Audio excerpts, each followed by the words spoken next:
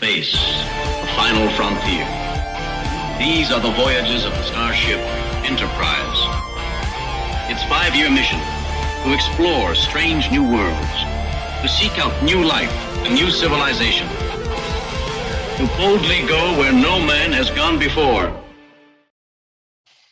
Greetings, salutations, and welcome to Retrek. I'm Captain Jim. With me, of course, are Admiral Elliot. Hi, Matt. And Dr. Squee. On. And we've got a bit of a bumper episode today. This is our return. We've had a couple of weeks off because we did Fantasy Forest, we did Destination Trek. We did our live show live again. We did a live show at Destination Trek, so we're back. So thank you to everybody who's tuning in. On this week's episode, we've got a whole slew of Trek news that is coming from San Diego Comic-Con. We're also covering the next 2 episodes of Prodigy, The Fast and the Curious, and Is There in Beauty No Truth? So we've got a lot to talk about, but before we dig into that, we don't usually like to get too serious on the show. But for particularly anyone in the UK, you're aware that it's a bit of a tumultuous couple of weeks we've had, and particularly tonight, there's been threats of all sorts of violence, and we didn't want to sort of let it go completely unmentioned.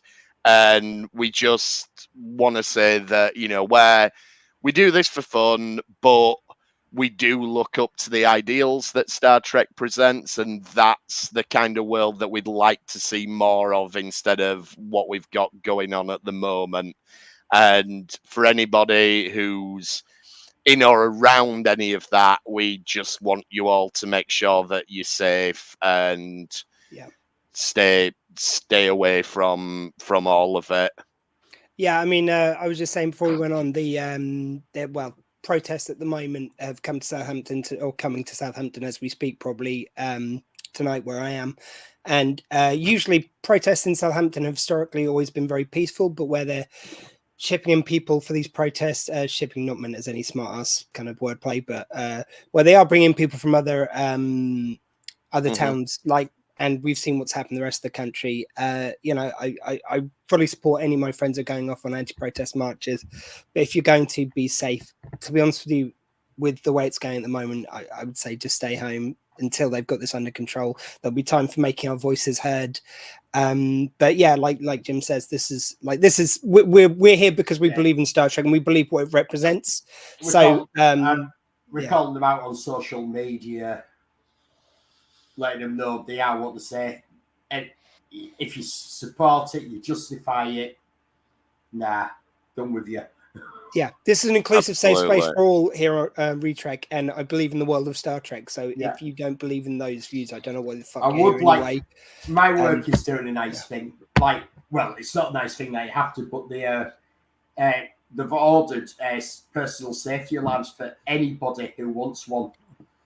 No, it's good. I mean, it's not something that should be necessary. It isn't something that should be necessary, but we do have work colleagues who live in some of the potential hotspot areas for problems. Yeah. So, no, it's a frightening time, but as always, we look to a more optimistic future, and you know, that's what Star Trek's all about. That's what we're all about. So thank you to anyone who's listening, who's joining us. Hopefully those listening on the podcast in the future, this will just be a weird footnote. And it can all be forgotten, but wouldn't it be wonderful if these were the Bell Rights that led to peace and prosperity? Indeed, yeah. So let's crack on with the Bell Rights do take part in 2024. They do, actually, I mean, Jesus Christ! As much as we don't want this to be the price of peace, if only this was what led to it. But, so I can't. You know, with that being said, obviously, all our love goes to anyone who has been affected, might be affected. And if you're taking time out of your day with everything that's going on to watch us, we really appreciate it. And hopefully we can have a bit of fun still. So first of all, San Diego Comic-Con. We were actually at Destination Trek, and dropped. When all of it dropped, I think it was on the Saturday night. It was a Saturday night, and we were at a paid party, and a lot of us went outside onto our mobile phones to watch what dropped at San Diego. Yeah, I mean, do you think this is official Trek's way of trolling this, event, which is now no longer done by them? Well, I'm not being funny, but how easy would it have been for them to put it on the screen for us? That's a good idea. Literally from the room we were in for the party, you could have gone next door to where the science and community stage was. So they could have set up one of the laptops that were there and just blasted all of them there. They could have done, properly. Yeah. I'm sure it was an opportunity missed.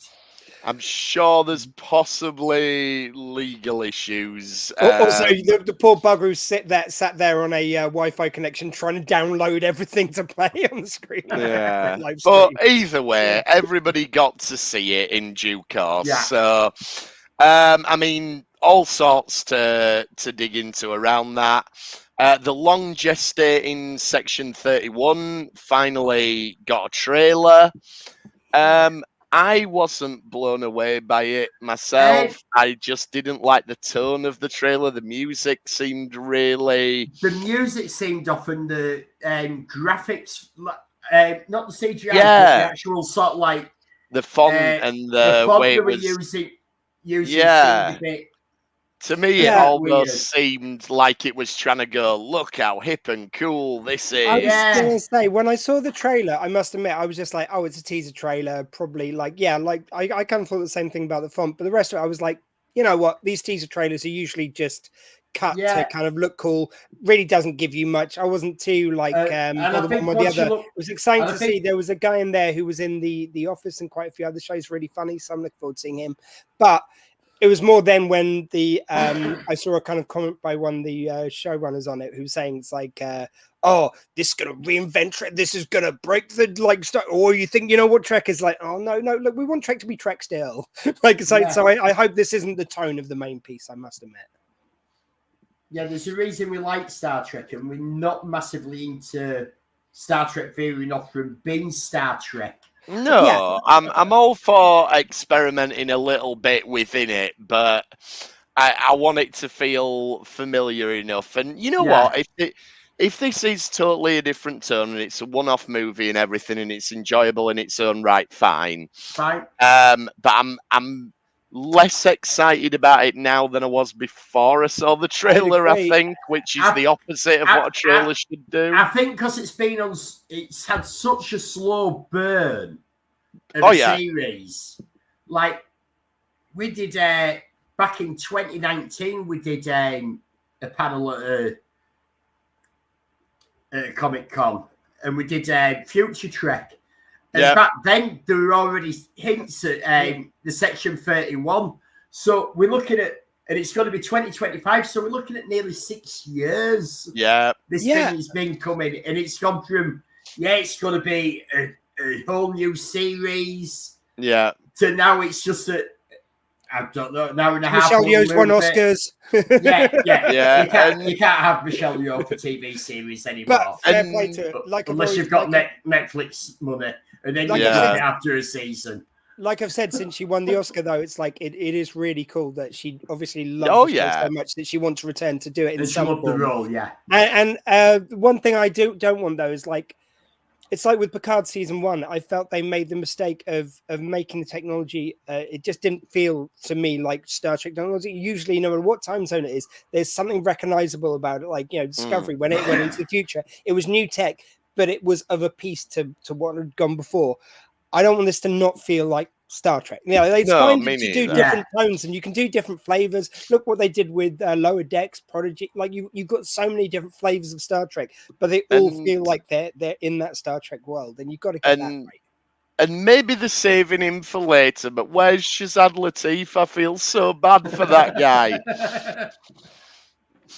Like, he had a leading role in Discovery, and I can only imagine that they said to him, we're developing this Section 31. Do you want to stay on as a regular in Discovery, or do you want to go over to that?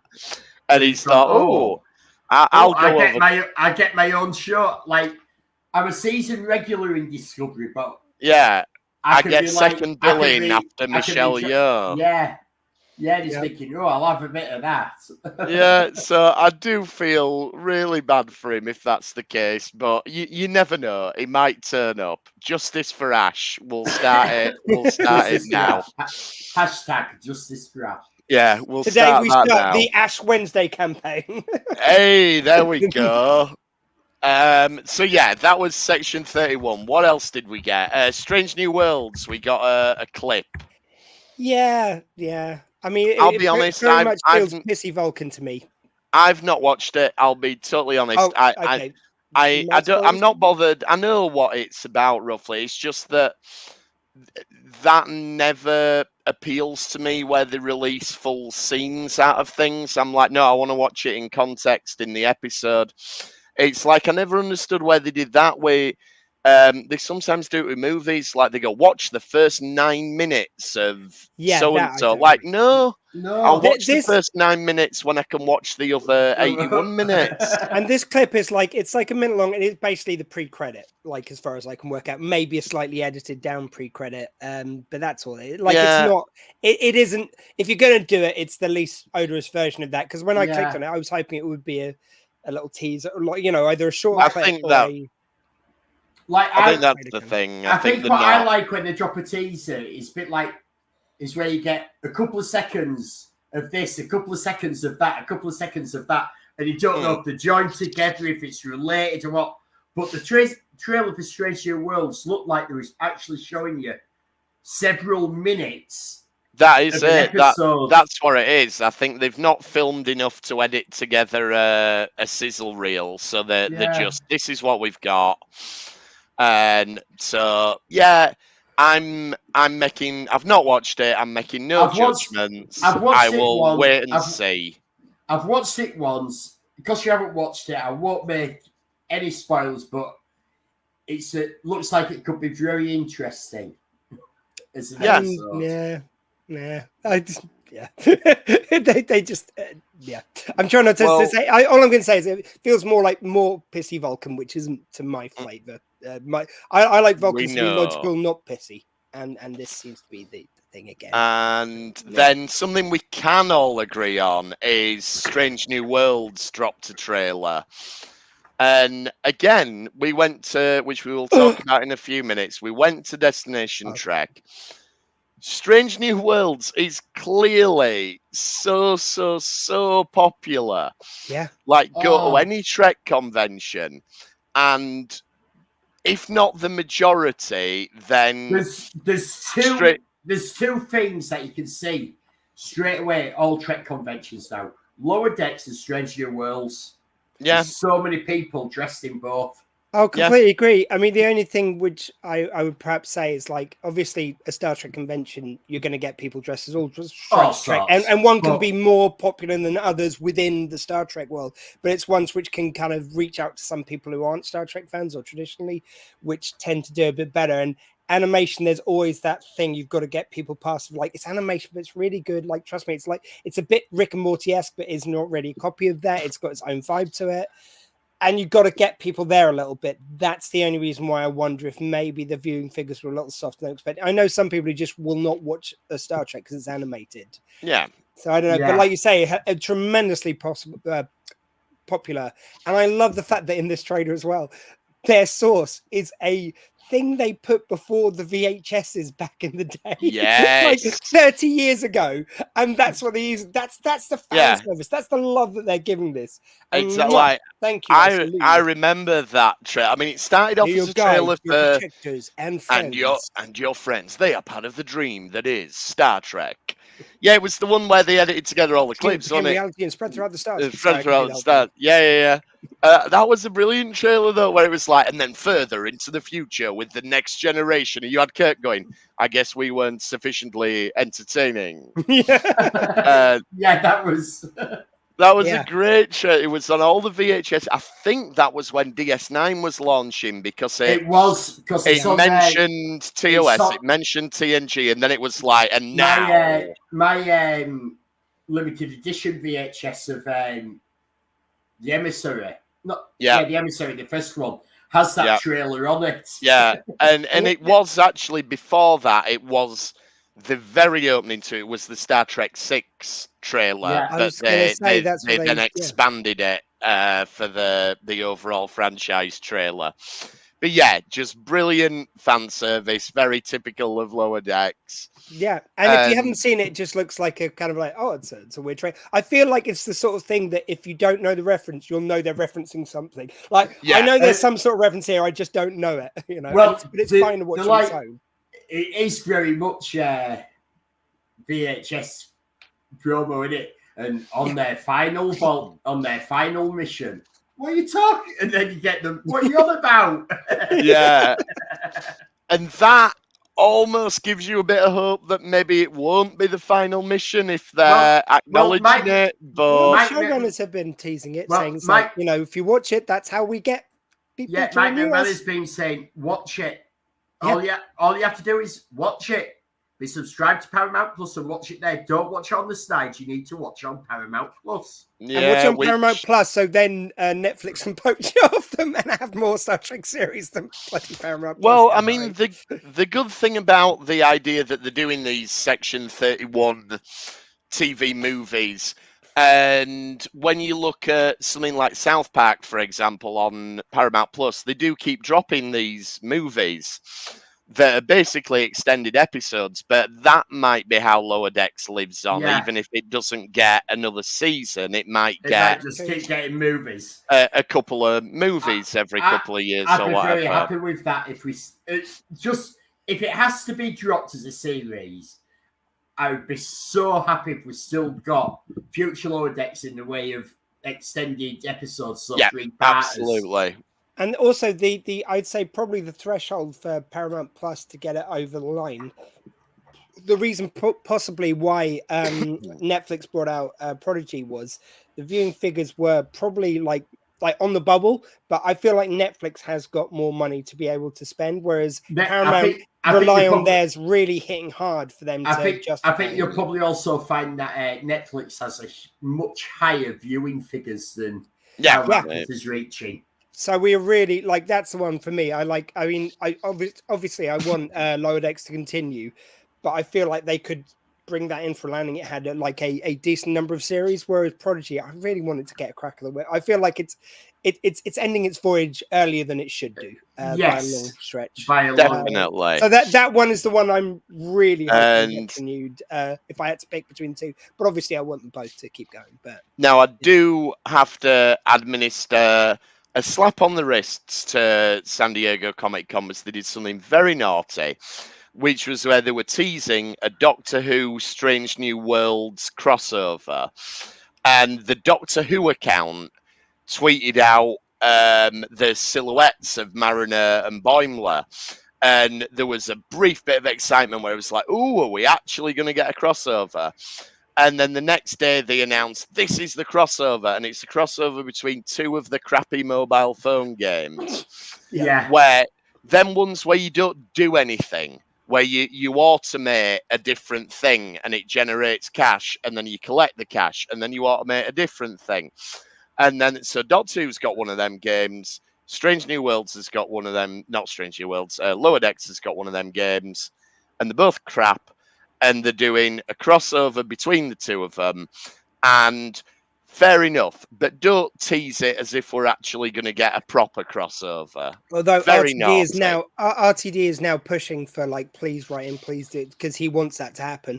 And I must admit, I was kind of dubious of this because I feel like they do exist in very different worlds. However, with the multiverse, you could have like, if it's a multiverse, I'm in. But I feel like there's such different visions of the future. I just don't want them to say they're in the same world. That just doesn't work. Really. No, it's also how's it going to work with Paramount Plus and Disney getting together, because it is 2 very different studios that have to do with the logistics of the deal is going to be absolutely mental to pull it off. I feel like the way you do it is like you have 1 episode in Doctor Who and 1 episode in Star Trek. Yeah, that's a crossover. If it was still the BBC, just the BBC, and it didn't now have Disney behind it, I could see it happening. Possibly easier, yeah. Mind you, in fairness, the devil might be in the detail of what the agreement is, because BBC still owns, like, it's up to them to make it how they wish. Like, Disney has some say with the money. Let's not pretend they don't. But I don't know. They could veto it. Like, and I don't know if primarily would stop it. It would be like, I mean, obviously Disney knows that they would then be shown on Paramount Plus. That's the thing. But sorry, vice versa is what I mean. But yeah, I think at the end of the day, the way it would work is like the way Angel and Buffy worked once they split apart. It's like you have they were still owned by the same company. Well, very true. They were There's differences, but I'm just saying that would be broadly how it would work. Yeah. You'd have an episode of Doctor Who which had Star Trek characters in. You have an episode of Star Trek which had Doctor Who characters in. And they go to their separate homes and they both print some money. Why not? You know. I mean, Buffy and Angel's an interesting example. They were on the same network until Buffy season 6 / Angel season 3. No, it was. I think it's still owned by the same studio, wasn't it? Same production studio. 6 was the first season of Buffy that was on a different network to Angel.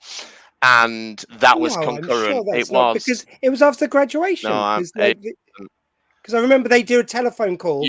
That's the first crossover. Yes, and they were still able to do crossovers at that point. But when they went, but they didn't crossover. What I mean is they do a telephone call, whereas Buffy picks up the phone in one episode, Angel picks up in the episode of Angel, but they don't.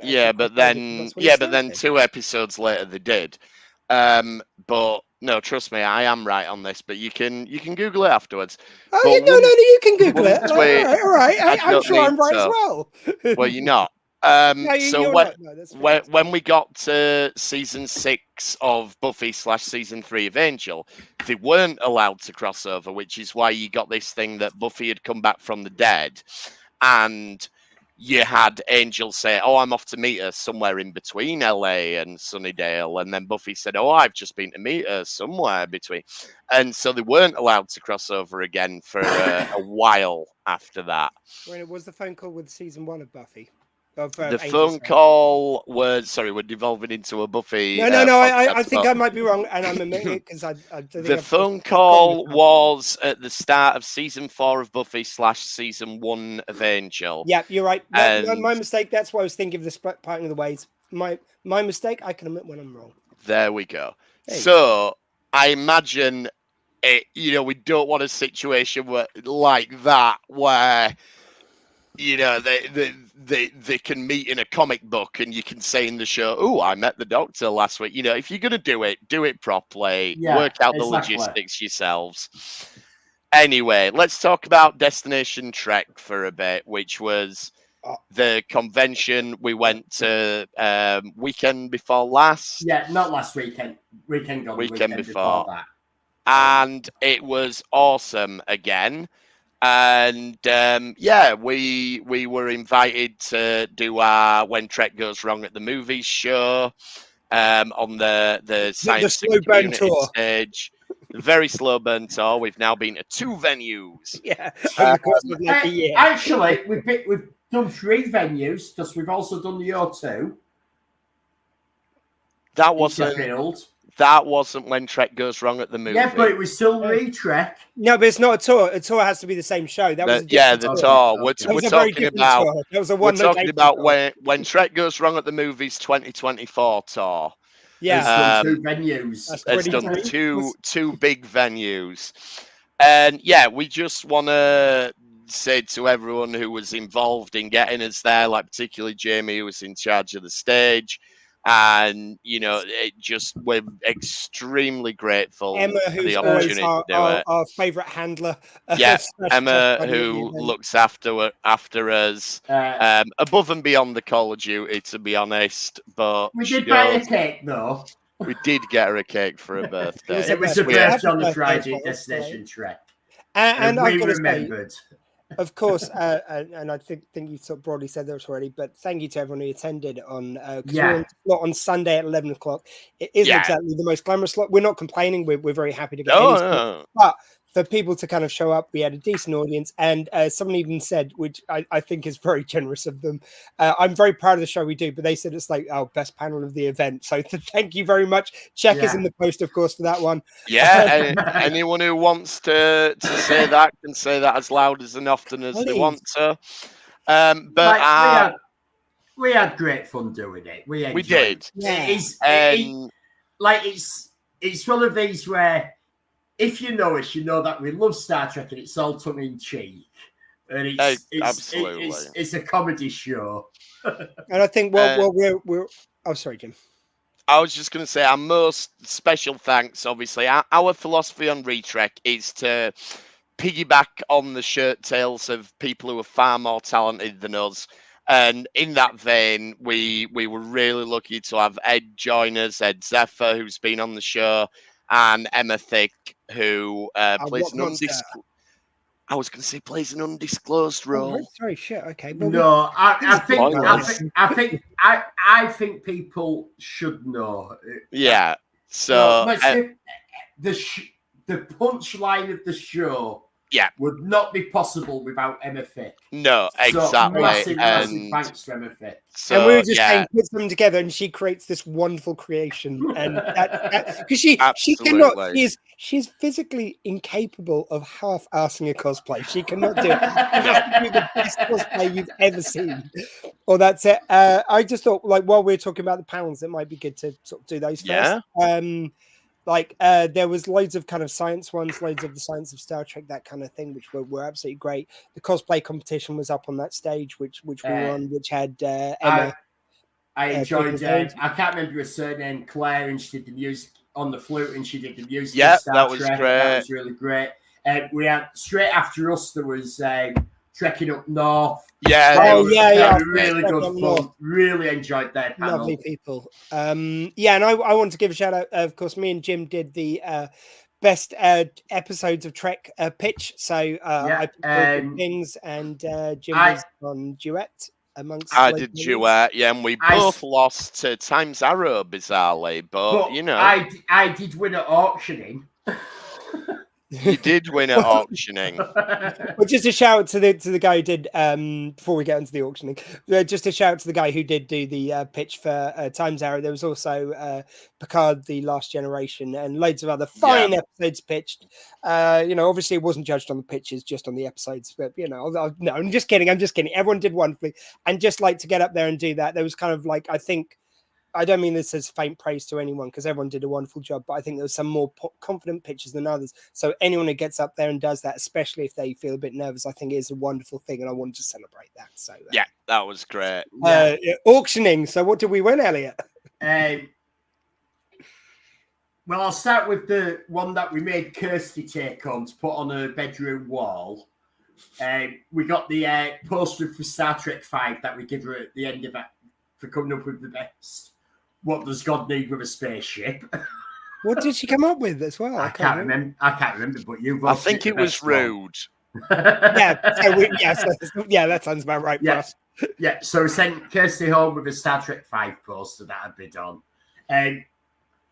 About 20 years ago, I had a house fire, and I lost my signed copy of Leonard Nimoy's I Am Spock in the Fire. And I won that back at the auction, so I got an irreplaceable item. I've got the production notes for season 5 of Voyager, signed by Robert Picard and Ethan Phillips, with a load of all the photo shoots of everybody, the main cast for it, the season, and the what do we call them? The little things that go with it. The like little film cells. The film cells to go with them. And I also got a signed TOS shirt by William Shatner. I think that was the bargain of that auction. I think you did. I do, but I think my aggressive bidding when I went like that had something to do with people not bidding against me. Yeah, you did very, very well with that. And, we could go on all day about everything like I did win something else. Go on. Actually, we won 2 other things, I think. But I won as the best cosplay model. You did. When we did, it was Design Your Own Alien. We did design your own captain's chair as well. Captain's chair. Which we got a full adult body into ours. Like it was meant to be We designed did. for the kids volunteers, which I- a shout out to Captain Naomi who bravely led our crew. She was wonderful. Shout out to her mum who was really worried when I kept telling Naomi that she got to take it home with her. And to Ilana, who ran that room for the whole weekend, all the activities and everything they had and can we going just on shout in there out were generally great. just everyone who ran the event and our volunteers for our panel as well. I was off to say wonderful. I was off to say to the blue shirts, but that doesn't work actually with the Star Trek convention. Yeah. So just to the crew members in the light blue shirts, all did a great job. Yeah. Brilliant. You made it fun. You looked after everyone. Yeah. You're like just great fun. whether it's justified or not, I usually hear someone murmuring with some kind of complaint about like the staff and how they let something slip and everything. I didn't hear one thing genuinely about any of the people organizing and running the event, and that is super rare. Like again, sometimes it isn't even warranted that they get the complaints, but I never hear no complaints, and I think they might have pitched a perfect game. And there's fair complaints about the state of the hotel, but that it didn't adversely affect the convention experience whatsoever. It is cheap and cheerful, but don't let that put you off going to Destination next year, because they did a fantastic event this year. Yeah. It was the first year in that venue. It'll be they'll have a bit more experience next time in terms of where to put things. Yeah. So next year, I think it's going to be something pretty special. So keep an eye on that.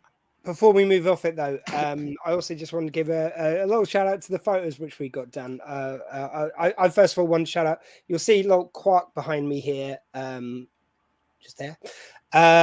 He was made by our friend Fiang Win, who sadly passed away during COVID. So I got to take him and got him to meet his daddy, his spiritual daddy, Quark Original, Armin Shimon, and that was just really wonderful. I very quickly, it was like during the photo shoot, so you very quickly have got to go. It's like, by the way, my friend made this. Sadly, she passed away, but I just want to say it's real. I want to get the Quark to meet Quark, and he's like, yeah, thanks, And we had a slightly similar experience, which I thought maybe I'd hand over to Jim to tell a few.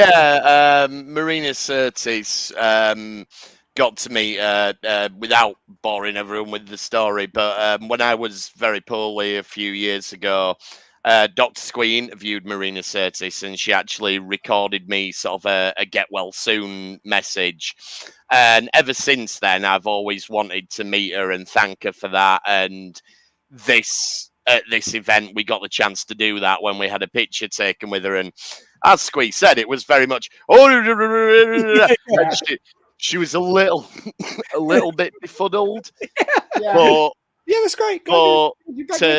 To get that moment was very special for me. So it was an awesome convention and made all the better for those little sort of grace notes that we all had in there. Well, it was nice that we got all three of us. We got all three of us in the photo with Marina, and we got to say thank you to her. And I'll treasure that photo always because it just represents something so much bigger to this show. Absolutely, and the Squeeze interview with Marina is available on our podcast feed. You'll have to scroll back quite a way to find it. It was one of the earlier episodes, but it's on there. And there's the picture. Also featuring Clark. So, if you've not checked out Destination Trek, or, Destination as it is now, or if you're one of these people that thinks, it's not endorsed by Paramount anymore, it's not at the NEC anymore, put that out of your head. It's a fantastic convention. They've still got the guests. We all know that you pay for photos, but I'm not being funny. If you look at the cost of autographs and photos compared to an MCM, it's probably half the price. And when you're getting surrounded by that much Star Trek love, just like genuinely, I can never say this enough.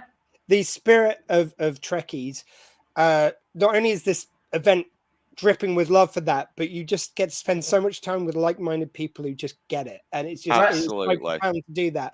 I think I summed it up best actually on the Thursday. Was it the Thursday or the Friday? It's like it is impossible to be a Trekkie and not be left wing. Yeah. You cannot be. Well, unfortunately, if you are right wing, you must have been rooting for the Cardassians. And they've been very disappointed. Just while we're doing our quick roundup of our adventures, I'd also just like to give a very quick shout out to Fancy Forest, where there was actually a group of quite a few Trekkie, like Fancy Forest is great because it's a bit of so many other events rolled into one. It's just so wonderful. So again, the same sort of like wonderful spirit behind it. And so many people who were dressed in Star Trek cosplay, which was really lovely as well. So, rumor has it they're planning something next year, Star Trek related. So... I have they're doing a Friendship Day crossover. I have already put my name forward, and I do have several uniforms in my closet. There we go. So, yeah, keep an eye on that one as well. Anyway, we could talk about Destination all for a whole episode, but we'll move on. We'll talk about Prodigy. And we've got these 2 episodes to cover today. So the first one, I approve of the title because it references the greatest... Did you get slightly moist when you read it? Yeah, I mean, it references the greatest film series of all time. And the episode is called The Fast and the Curious. So it was nice. And you got that as the first episode title, and the other episode title is a very, very Star Trek kind of classic Trek kind of name. It's literally just moving a couple of words around. I just love it when they do those kind of callback nods to it's very nice. So we've got The Fast and the Curious, and this starts off with Dal making a captain's log. To which Gwyn gives him a bit of teasing on this, like, Captain. Well, they all give him a bit of teasing, don't they? Yeah, you're not a captain anymore. You're a cadet like the rest of us. They just spent a year with him as their captain. The second that he's a cadet, it's like, no, it's like, that's it. No, you've been demoted. Yeah, but how much is that like what kids would do in the playground? Oh, it is. Absolutely. Straight away, no, you're not anymore. I mean, never mind kids. If any of us got demoted, we'd have things to say. And around this time, I think this must be a first in Star Trek. Jankum comes out of the toilet and tells them he's blocked it. Which... Yeah. But we actually see the toilet, and it's always been. It's like we've seen that. We did see B'Elanna in the shower, but I don't think we've not as excitedly as some people might think. But yeah, we did. Well, to be fair, I think the Doctor got the best view there. No, I'm just in case any Trekkies are going back trying to pause the Netflix. Don't. Let's. Save you the trouble of going back and pausing it, B'Elanna in the shower. The Doctor got the view below what we all saw. And also you got her from the back when she was getting a sonic shower as well, like when after. Yeah, that's what I mean. The sonic shower. Is the Doctor there? The Doctor comes to her and he comes on the screen. He's talking to her. Yeah, he's talking to her, and she's not like, really? What? Yeah. I think there might be a second one because there's one where she's been on the planet where they're just covered in muck all the time, and right at the end of the episode, it shows the sonic shower working, which I don't think there's any dialogue. This is enough. Wow, they couldn't keep B'Elanna out of the sonic shower in that show. Well, it's a bit like Enterprise with the decontamination. I'm going to say, we're bordering on Enterprise level. Let's be honest, that was pure clickbait, was that contamination. Well, of course it was. They even said so, like, season 3, we need to sex it up a bit. Let's have a decontamination sexy scene every episode. Go away. But going back to Jankum coming out in the toilet, I think this is, like, they obviously must have toilets. Well, yes, but it's in the schematics, isn't it? Yeah, but this is the first time. I think you're right. I think it is the first time in Star Trek history we've had someone coming out of a toilet, and it's certainly the first time they've blocked the toilet. I wonder if I wonder if they have to disintegrate it or beam it away, or I mean, that'd be really handy. We've all been there, and Yeah. And this is one of I should just get say sort of scanned into replicator. And yeah, reconstitute probably, yeah. his new burger tomorrow. Yeah, Although- if any, they're eating yeah. well tonight. If Jankum's done a big enough one to block it, yeah. All I was thinking is like, I found that moment hilarious, and also the beginning of the next episode, there's a bit which we'll get to. But it's like I was thinking, it's like, yeah, and I've openly said, and I stick by this, that Jankum is my favorite character from that show, but possibly equal with one other. But I'm so basic, like just the toilet humor, just Jankum telling shit jokes, like that's all I need. Well, to be fair, we've had nearly 60 years of Star Trek, and this is the first time we've had a toilet joke. So, you know, they've actually done really well. The secret of comedy is timing, and if you wait 59 years or whatever, it's timing, and then drop a toilet joke, you're good. So it's going to take 61 days to get to the Chakotay planet, which, if you ask me, is too fast. But anyway, they decide we want to rescue Chakotay quicker, and they're going to use a Borg conduit to do so. And instead, they get yoinked out of the Borg conduit. Yoinked out, they're very appropriate to the toilet humor. They get yanked Indeed. out. By the way, shout out to Jodie, who was also there with us. Yeah, She was. Jodie stayed with the Retrek crew. She was very helpful, like, you know, if nothing else, just holding our bags and doing stuff like that. But she was helping us set up, doing loads of stuff. So thank you. And says it's about time we had a toilet joke. It is. In fact, going back to Destination, did Jodie film our entire show? I believe so. We need to collate all the pictures and videos and everything. We might put something together there. Hopefully, yeah. Let's not. Who knows how it'll turn out. So they get yoinked out of the Borg conduit by a Kazon, which I didn't need to see any more Kazon, I'll be honest. But I mean, I'm not offended by it.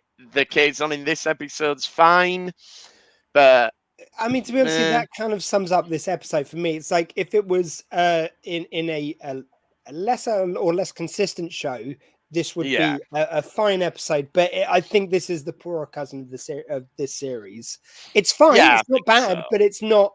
All the other episodes are so exciting. They've all got something to really punch you. I had a funny feeling about the Kazon here. And the Kazon seem more advanced than what they were at the start of Voyager. And we only saw them for the first couple of seasons. But I wonder how much Janeway influenced them progressing as a society. Oh, probably huge amount, because they spent all the time with them, and we've joked about it and we've talked about it, and somehow they were faster than Voyager, and And when they took over the Voyager at one stage, they must have got some intel from them. Yeah, they must have nicked something. And Sester's staying with them as well. Like, to be fair, we do know why they got in front of Voyager all the time. Because every other episode, they were stopping because they were copying that there nebula. Oh, well, that's it. Yeah, Voyager. I can definitely relate to that. Like, it's like, right, we need to get home. Yeah, but I need a coffee. God, it's like this just, like, if nothing else, Neelix is just pissing me off with this shit of his. Yeah. So the setup to the episode is that this Kazon Maj wants them to race. Well, it wants them to pay to get past. Yes. But instead, pay for passage. But he's gonna let them race. No, they the passage in the toilet.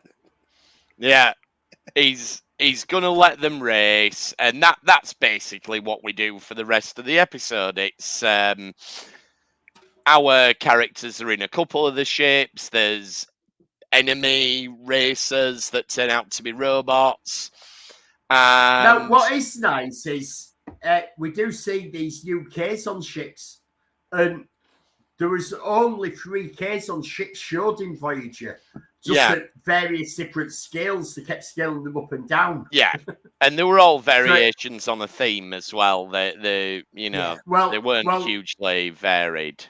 When I built the Kazon fighter, I did discuss then what they did. the case on Torpedo and the case on Fighter is actually the same model. Yeah. And it was built that you could disconnect parts. Yeah. To do 2 models or 2 ships. Yeah, exactly. It was a massively rushed job. Am I also right in saying, alongside the adventure with the racing, we also get the first signs of the is it Voyager they're on the state? I'm forgetting which ship. Voyager. They're on Voyager. They are. I thought so. And they start to pick up on. They start to pick up on the fact that the guys might be a little bit off. The only thing I think was a misstep here was you've got Jenkinpog starts using the napkin, and they say it's like, God, I didn't even know he knew what one was. And it's like they had that thing at the beginning of the series where he's trying to act more gentlemanly. I think it would have been nice if they go, oh, he did say he was starting to like. Yeah, that'd have been good. Yeah, that plays into what he's trying to do. And it's a small thing, but it's like it just would have been a nice little tie into that. And it's Michelle who starts noticing as well, and you know we're starting to emphasize Michelle's character a little bit more, and you know maybe we'll see more of her as the season progresses. We'll find out. I like Michelle. Yeah, great. So one other thing I want to say about this race is. There's really cool graphics. It looks like, what was that PS1 game? Wipeout or something like that. Where is the video game? Where is the mobile app? It reminds me of a game I played years ago. And I'm not sure if it's Wipeout because I only played that a couple of times. I think it might have been a bonus level on one of the Spyro games where you got to fly and you had to go through the rings. It might be Spyro 2. You had to fly and go through them sort of rings. Yeah, and we've talked about this over and over and over. Where's merchandising? This is a kids show. Get a mobile app out where you play this race. And it's just madness how they didn't capitalize on this. The whole it's almost like Paramount are really annoyed with Fox for what they did with Star Wars. So going, we're not going to do that. Yeah, I mean, I'm just wondering because the thing is, I can't think of a property where Netflix has really released a lot of merch and stuff. So now it's with Netflix. If it does continue, I wonder if we will get. Maybe. I mean, Stranger Things, arguably. There's a lot of Stranger Things. That's a good point. That's a very good point. Yeah. No, I stand corrected. But other than that one, I mean, that's like a cultural phenomenon. You know, Prodigy's not going to hit that level, but it's that Star Trek thing, and I'm not being funny. And I'm going to go back to Destination Trek. If you look at us at that event, we spend money. Yeah. You certainly do. Well, yeah, but I spent money in the auction because the merch stalls weren't there that I wanted. Because I'm not interested in buying an Eagle Moss model. No. Which is what a lot of the merch stalls had. There wasn't a lot of because there was a lot of bankrupt stock to be bought up. There was the plastic model kits. I did buy all them. Yeah. But there was only 2 there, and I already had Voyager, so I didn't buy that. Someone else did, and I did have a long chat with him afterwards and told him to subscribe. And I told him how I'd worked out things he could do with the model. And I'd done tutorials, and he can message me, and I'll show him how to do it. But there wasn't the merc, and that's the point. There wasn't. It needs more. It does. Yeah, compared to the last one, the merch was down quite a bit. But it's this thing with Prodigy. Prodigy's a kids show, and it should be absolute and Lower Decks because it's a cartoon, and it might be more adult, but it appeals to kids because it's a cartoon. These shows should be merked to absolute fuck. Yeah, you should be able to get absolutely everything. You do a George Lucas. Everything you see on screen, you can buy. Anyway, so the twist in this episode is that there's actually a computer controlling it all. So we get an evil Star Trek computer, which are always fun. I've never seen that trope at all in Star Trek. No, I think it's new, isn't it? I thought they invented that. This one is fairly easily defeated. Zero flies into it and blows it up at the cost of their mobility, which is going to feed us into the next episode. I did notice a nice touch at the end of the episode. Dal's doing the captain's log, summing it up, and he hands over to Gwyn, say, "Why don't you finish up the captain's log?" So I don't want to preempt Spoilers. further character development, but It may foreshadow something. we'll put a pin in where we might go with that one. But yeah, but like Zero's in a bad shape at the end of this. Zero's episode. in bad shape. They've literally just got his white head. That's He's it. a bit battered. And then back on Voyager, Michelle's realizing something's wrong, and this is where we get a time freezes briefly, and then this weird tentacly thing takes out the Gwyn hologram, and that's sort of the cliffhanger that ends the episode. Yeah. As I say, I mean, it's like it's not a bad episode. It's fine, it's fine. but it's just every other episode in the series really It's gets you real, going. It's in a way, this real, one. it's a good fun episode, but it's almost a filler episode. It doesn't massively drive the story forward. No, it doesn't. And I think it's a testament to how good the series is as a whole, that pretty much every episode drives the story forward. That you've got this story that's almost a filler episode. It has little bits because it needs these bits to drive the next episode. Yeah. And it's got bits from the last one with the holograms that left. But even though it's a good episode and it's good fun to watch, it feels like one of the lower episodes in the... Yeah, I'd agree. And I'd say every other episode has got a sort of emotional resonance to what's happening with the characters, which this one doesn't have. And I think if this was in season 1, you'd be absolutely raving about it. I don't know. Actually, I really love season 1. I think this. I really love season 1, but I think this has been really, really strong episode in season 1. I don't think so. But so I think season 2 is so strong.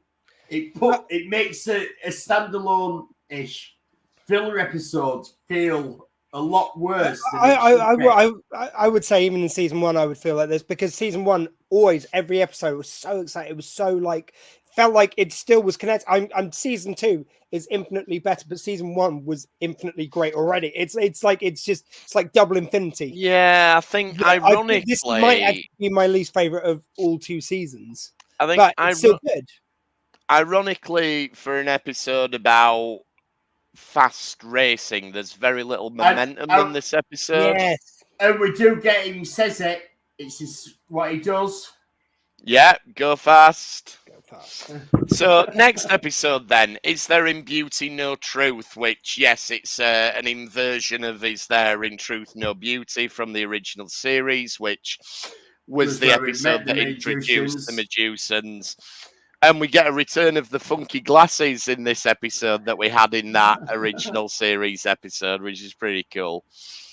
So this one's all about Zero, really. It starts with them trying to fix Zero's suit. And then, as luck would have it, a colony of non-corporeal entities reaches out to Zero.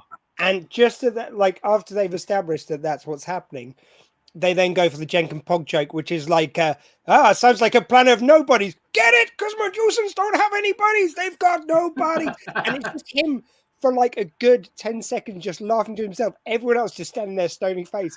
I suddenly realised why I relate to him so much. It's that he tells the joke and explains it. Yeah. Before anyone has a chance to react to the actual joke he's he's explaining why it is a joke, and that kills the joke straight away when you have to do that. Oh, I was going to say, and again, we all know that makes a joke better, right? I mean, like, I don't know. I just seem to be relating to him in this episode. I don't know what it is. And that's why you're not funny. Joke. I know. And then, so we do get a little bit of a back and forth where it's like, oh, they could help me fix my body, and but we've got a mission to do. No, we're gonna go help. Of course, you're gonna go help Zero. Come on. The whole, like, the end of the last episode was all about we will look for a way to fix Zero. Yeah, exactly. And this crew, all the way through, even though they've got an ultimate target, will always look after each other before anything else. Yeah. And absolutely. That's why it's like, it's so beautiful to me as a Star Trek franchise, because you've got all the other ones. It's like they're always struggling between their duty and doing the right thing, and like when those two are at odds, like how do they square that? And like duty should be about the right thing because of what Starfleet is, but with this, it's all about like, right, well, let's worry about each other, and then we'll worry about the duty and the rules and everything later. It's just looking after each other is the right thing to do, and they just we are doing the right thing every time. And they so often end up reminding Starfleet of that. Now Starfleet's in the mix. You know, it's like through Janeway, who totally gets it every time. Like, I do love the fact they've never had her being like, it would have been so easy to do the usual thing of her being like, no, the rules and stuff. Oh, wait a minute. Should I maybe list them? No, she's always straight on the same page as them. And it's like, the rules be damned. Like, they did the right thing. Like, are you going to chuck them out of Starfleet for doing the right thing and protecting us and saving all our lives? No, fuck you. You know, it's like Janeway. This is the badass version of Janeway as well. Anyway, I'm going off on a tangent now. But like, let's be fair. Janeway is a rule breaker. Yeah. But very I don't know. It feels like she's even better. Like, it's pure rule breaking for the right reasons. Yeah. In Voyager, there was that question. Sometimes she broke the rules and she had lost her way. Here, it's all about like his old learned his learned.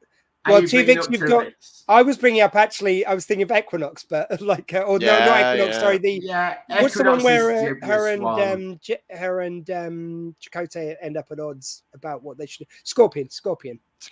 Yeah. There's loads of examples. So they get to the planet, and the first thing they notice is, wait a minute, we can look at the Medusans without the glasses, and that's because they've been given bodies. They're corporeal. They are corporeal, and obviously Zero's very excited about this. But there's that classic Star Trek hint where when you go to a planet and everything looks rosy, there's probably something a little bit shifty going on. Probably a catch. And we get they sort of address it where they go, well, you didn't tell them everything. And shh, they'll find out. Don't worry. Don't worry. And it's a nice little twist. I don't mean to foreshadow what happens later, but it isn't that they're just out and out being evil. That's their way of processing. Yeah. Kind of, you know, it's nice they do a little twist on it a little bit. And it has become a cliche at this point that you do get these seemingly idyllic planets, and there's always a hidden agenda somewhere. But you know, compare and contrast. I don't think the hidden agenda on this planet that is for Medusans. No, probably agenda's the wrong word. Yeah, but I think it's actually cultural. Normally, this would be quite not acceptable, and I don't think any single Medusan that's been there feels like they've been conned into it. Yeah, I think culturally they work by experiences, not by like, here's what's going to happen. But you experience it, and that's the way you learn. And the reason Zero's different is because he's in this group. Yeah, he's grown up around other races other than his own. Because all of these, you get the impression that they've all just been floating around the galaxy solo. And not joining with people, and they can't join with people, and it gives you an idea. Like, in Truth Is No Beauty, was almost an aberration that you had a Medusan that is that was with other people. And like I was gonna say, sort of, it is a trope. They go to a planet, there's a secret. But compare this to that Discovery episode where they did the race and it turned out that they killed the people at the top. This is that trope, but done better. Well, this is a better story. Back on the Voyager, then. This is where they realise there's something wrong with the holograms. Magella's dobbed them in, basically. And I love how the Doctor comes to the realisation that it's his own idea from his own holo novels that's betrayed him. It's the way he realises through a 5-minute explanation of his whole novel, and he goes, "Wait a minute!" He almost gets lost in telling his own story, which is so the. What we did mention earlier, the Doctor's going to be a main cast member again in yes. the Academy show. Doctor is coming back to the Academy show, and I hope it's this version of the Doctor. I hope he's still talking about his holo novels. Well, I think he'll be even more cantankerous by then. Probably, It's like he is playing the Doctor. Like they didn't say NEMH, they said the Doctor in all the announcements. Yeah. So if it's not, fuck them, sorry, but they promised me the Doctor. Yeah. But that it does make perfect sense that he's still the Doctor. Yeah, that's great. He's a hologram. He won't die. He won't age. He may have gone the data all good things route. That's what I'm saying. Yeah, and made himself grey to sort of fit in that he's older, but he might have given himself wrinkles as well, maybe because he's he can't go grey. Let's go grey on, but like they did say, because lots of people saying, "Oh, how are they going to count for the States?" That's really easy. Like he could have looked exactly like he looks up until now, and then he finds out he's going to be a professor, and much like Data, he decides to age himself up. I need to look a bit more distinguished. Yeah. Very easy to do. Yeah. So now the crew of Voyager knows what's going on. They know, or they strongly suspect, that they've stolen the Infinity. Back on the planet, then, the Zero gets a body, and they have this lovely sort of group hug with Zero, which is really nice. I've been waiting until you said about Zero getting a body, because I think just... I don't think I'm going to be breaking any ground here to say that obviously Zero's story has been a wonderful trans allegory or non-binary allegory as well. I think like those are represented very heavily within the story, and that moment when they get their body just reminded me of so many stories I see from my friends who have had that moment, and they feel like how they look like they've always felt inside only, and that moment landed so powerfully for me because of that. And even I know we've made the rule we're not going to talk too much ahead, but the fact that isn't the end of the journey is also very true of that experience, because there's so many other things they have to go through, so many other kind of changes, like hormones and whatever else that they kind of whatever other treatments, as well as society's reaction, which makes changes and stuff. And it's like I just think it's been so well done. In the best traditions of Star Trek to kind of tell these stories through allegories and stuff, and just absolutely this moment really touched me, especially first time watching, but watching it today again, it touched me just as much. It's great. You see, now I feel a little bit bad about bringing up the thing I'm going to bring up now, because you're right, that is a lovely moment. But then they go to the Festival of Senses, which is basically that orgy scene from Matrix 2 that everyone hates. And that was all I could think of, that bit where Morpheus is like, "Oh, have a big party," and it's got all the rave music, and it's awful. It's so bad. This isn't as bad as the scene out of Matrix 2, but it just got lodged in my head. One doesn't take away from the other, as far as I'm concerned. Matrix 2 obviously did traumatize me because I've managed to block it from my memory. Oh, I just blocked it. I didn't think of it until you've said it, but you were totally right. I can see it now in this episode. I wish I'd blocked out Matrix 2 and 3 and 4. there's a lovely joke where Dal's drinking this. Say, oh, this is fantastic. Oh, that's yak stomach juice. Or, I can't remember what animal they said, but Oh, and another thing which like made me think of something here when they're sat down, it's Dal and Gwyn, and they're sat down just having this nice downbeat moment, which is always kind of nice when they include these kind of just characterful moments. And I was saying earlier that the Jenkin Pog is equally my favorite character with Dal is the only other one for me, because I do think kind of some of his story is kind of an allegory again for ADHD, because he is someone who moves fast. He doesn't think through what he's doing always, and then when he stops, he realizes and takes account. I think that's very relatable to people with ADHD, quite frankly. So it's like it's another little story which isn't just they don't kind of hammer it, but it's like no. I think that's very kind of it was something about that moment which just made me realize, like, oh shit, that's probably why I relate to him so much, is because I do recognize that experience of like going in and getting excited and wanting to get something done, but sometimes having to be slowed down so I actually get it done properly and to actually consider all the implications of what I'm doing. And I feel like that's told in just that one little moment. It's told so well.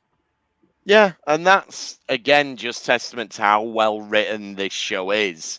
Yeah. That, you know, this episode is about Zero, but we do get these little moments for other characters as well. Yeah. And then we get the twist. So it's like now you have to experience the final sense. There's even the bit where they go, wait a minute, touch, taste, and it's fear, which is a bit cheesy, but I get where they're coming from. Like, you've got to experience this feeling. And it does make sense. Like, it is something that can only be experienced, not described. And yeah, it's just a bit cheesy the way they go. Of course, fear is there. Well, there's two things to that. One is that it's like because they, again, like it covers their kind of cultural thing, like of the fact that they experience things, they don't tell things, so they experience fear. Whereas in our society, that would be an insane thing to do. It's like, right, we want to teach you about fear. Let's push you off this cliff. You know, you would never do something like that. Whereas for their society, it makes perfect sense. It does talk to cultural differences, and it's like it's to be fair, actually, that you're actually very wrong there. Because that is the thing that we used to as kids a lot in the playground.